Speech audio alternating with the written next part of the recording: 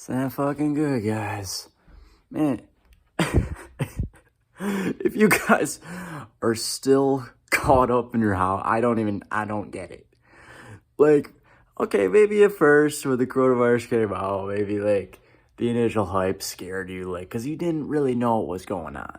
But now I think it's been a couple months, been 2.5 months or so. At this point, I feel like there's been enough time to let your intuition settle in. There's been enough time to do your own research and figure out what's really going on here. And I just can't see how people can go 2.5 months being completely and utterly convinced to stay in their house and not even be able to see their fucking family. Like, that's when you know something is wrong. When somebody who you don't necessarily know who is talking to you is telling you that you can't see your family, you can't see your friends, like don't see anybody. There's no law against it. You just can't, like they're making you afraid to see your family. Like tell me how that is right in like any situation ever. And guys, they're really, it's a huge trick.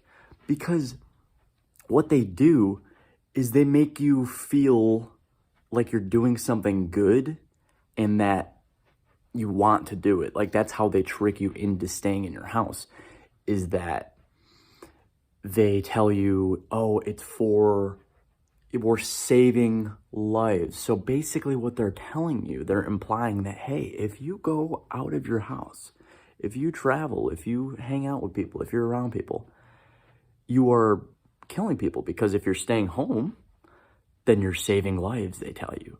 But if you're going out, then okay, it's the inverse of staying home. So therefore you're killing people. They're not going to say that. They're not going to say if you leave your house, you were killing people, but they will say stay home, save lives. You understand what they do? It's like guilt tripping you.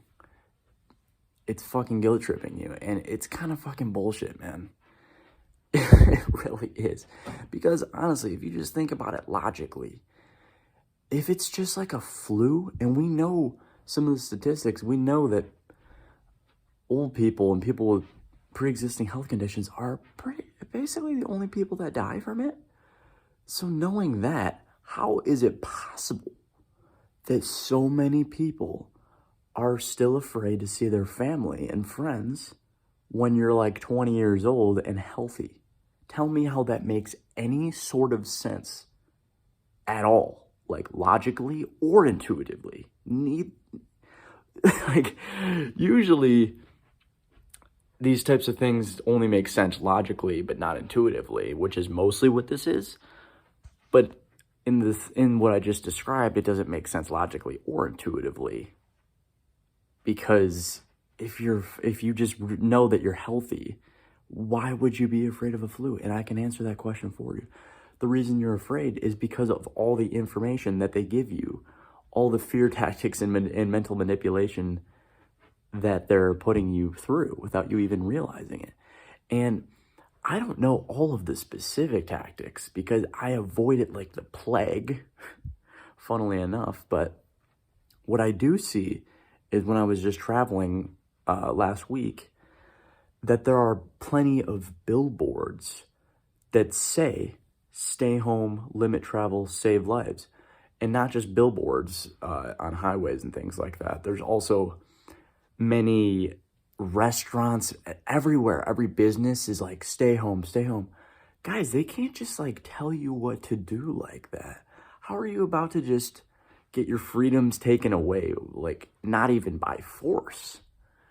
Like it's literally just giving up your freedom just because. It's so ridiculous to me. It's like it didn't even take that much of a fight for the majority of people. It was just like, okay, you guys have to stay home. Yeah, that's it. Don't fucking question it. Don't be like, this is kind of weird. The economy got crashed. I'm forced to stay home for the first time ever, like in human history. Why? Why is this? people aren't thinking that, like, oh, this is not okay, because they're looking at the circumstance too much. They're believing the reasoning, but you need to not even look at the reasoning at all. What you need to be focusing on is what is actually happening, not the reason for it. Don't even worry about it, because they can tell you, oh, you're fucking kill somebody. It's for the greater good. And then you'll be like, oh, well, they told me it's for the greater good, so I'm going to do it. That's focusing on the reasoning. You need to focus on what's actually happening. And what is happening is that you are being forced, not actually, but you're being told that you have to stay home. And the reasoning that they give you is guilt tripping and saving lives. But if you just look at what's happening, they're just taking your freedoms away, and that should never be the case. Under any circumstance should our world leaders tell us to stay home. It just shouldn't be a thing. It should, if anything, it should be like a precaution, like, oh, maybe, make your own decision on it. Stay home if you feel as though you need to. But no, it's just like everybody across the board, they're not even taking in the individuals at all. They're not taking individual circumstances into account whatsoever. They are just saying all across the board, everybody, which also makes absolutely no sense to do it across the board. And I don't know why people aren't thinking about that part of it. Because, oh, maybe you'd say, oh, it's not fair if only some people are staying home or something like that. But it's also not fair to make everybody stay home. It's like the whole thing from fucking elementary school that if one person blurts something out, if one person makes a mistake, then like everyone gets recess taken away, everybody gets detention. Like there's always something like that. If one person screws up, then like everybody gets punished for it. Sometimes that would happen in school. This is sort of that thing. Like, oh, because some people are susceptible, that means, oh, we just gotta... It's just a fucking excuse. It's not an actual reason. It doesn't even make any type of sense, guys. Like, if you really are listening to your intuition, if you can hear it, if it's not clogged, I just can't see how you can ever think that this is intuitively fully correct. Like, how can you just sit there and look me in anyone in the eyes and be like, yes, this is okay for us just to be very easily controlled into just staying home at a moment's notice without even any sort of argument whatsoever. Like, I don't understand how that can ever be okay with anybody. It's fucking ridiculous. Like, and people will argue. Like, obviously, this is a very out there opinion. And most people that I say this to are in the majority, obviously. Most people, majority.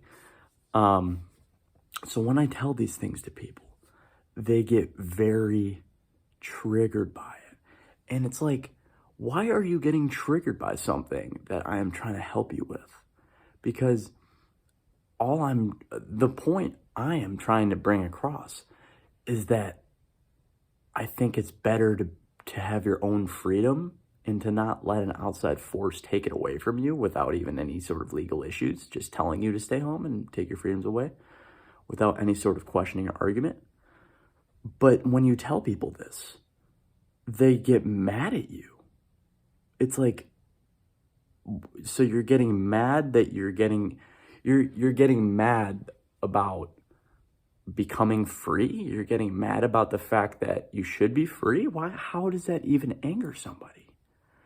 Like, so you are defending, when you are defending it, you are defending the point of basically slavery and defending the point of not being free. You are standing up for not being free if you believe in the lockdown, and you're telling other people who go out of it, you are telling other people you shouldn't be free in a sense, which is absolutely ridiculous. Like, even if you do think it's terrible, you should at least want other people to be free and yourself. It just doesn't make any sort of sense.